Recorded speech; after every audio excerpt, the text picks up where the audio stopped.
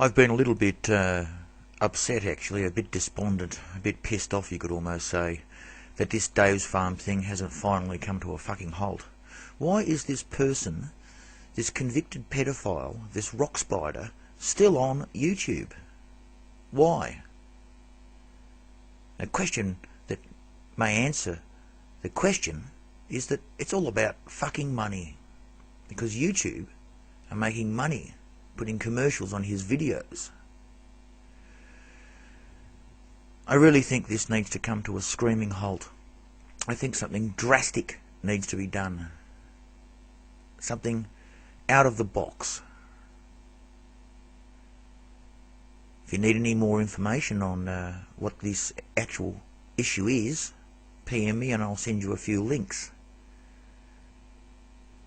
But the level of inactivity amongst a certain group of people has really fucking pissed me off. Get onto this Davidsfarm thing, make a video, stand up about it. Fuck ya.